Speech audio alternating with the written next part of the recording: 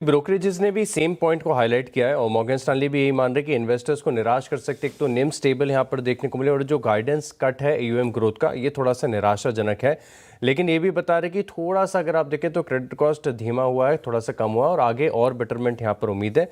लेकिन Morgan Stanley ने EPS के अनुमान में भी कटौती की है तो ये अपने आप में नेगेटिव हो जाएगा। 1195 का टारगेट ओवरवेट की रेटिंग के साथ बरकरार रखा है। वहीं सीएलएसए भी देखें तो आउट परफॉर्म की कॉल दे रहे, 1200 का टारगेट है और इनका भी मानना यही है कि जो क्रेडिट कॉस्ट की गाइडेंस है 1.85 से लेकर 1.95% है। लोन ग्रोथ गाइडेंस तकरीबन 2% से घटाई है, 22 से 23% कर दी है और इसी के चलते अगर आप देखें तो ये थोड़े से नेगेटिव नजर आ रहे हैं। हालांकि निम स्टेबल है, इस पर ब्रोकरेज हाउस ने ज़्यादा फोकस किया है। पसंद नहीं आए नंबर्स। जेफरीज कह रहे हैं कि स्टैंडअलोन एबिटा जो है इनके अनुमान से कमज़ोर यहाँ पर देखने को मिला है और सीक्वेंशियल आधार पर अगर आप रियलाइजेशन देखें तो सिर्फ 2% की बढ़त देखने को मिली है और मुनाफे का आंकड़ा अगर आप देखें तो इनलाइन देखने को मिला। हालांकि इस तिमाही के दौरान जो टैक्स रेट है थोड़ा सा कम देखने को मिला था, अदर इनकम थोड़ी सी ज़्यादा देखने को मिली। लेकिन कंसोलिडेटेड बेसिस पर आप देखें तो ये बता रहे कि जो एबिटा का आंकड़ा देखने को मिला है अनुमान से स्लाइटली थोड़ा सा बेहतर है। इन्होंने खरीदारी की राय दी और 330 रुपये का टारगेट दिया।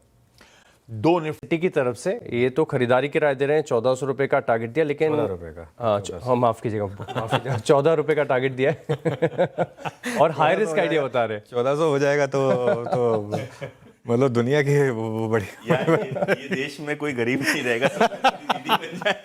फेवरेट है।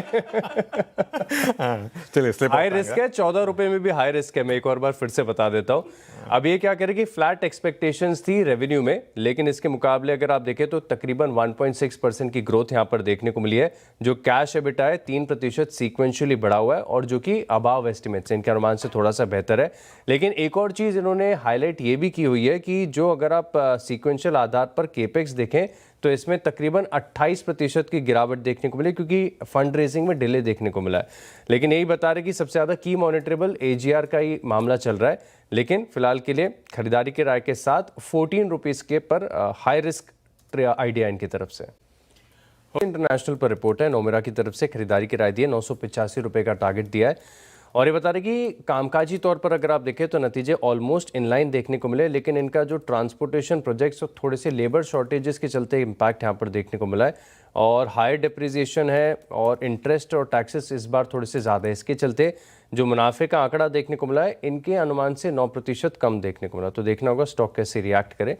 इसके अलावा सोलर इंडस्ट्रीज यहाँ पर भी नजर रख के चल सकते हैं। गोल्डमैन सैक्स खरीदारी की राय दे रहे हैं, 18,215 रुपये का टारगेट इन्होंने दिया है और ये बता रहे कि बेस्ट एवर रेवेन्यू देखने को मिले डिफेंस और इंटरनेशनल सेगमेंट से। अब टोटल ऑर्डर बुक आ गई 17,100 करोड़ के आसपास की, तो यहाँ पर फोकस रहेगा।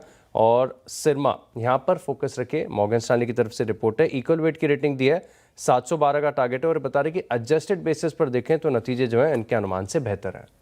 ओके।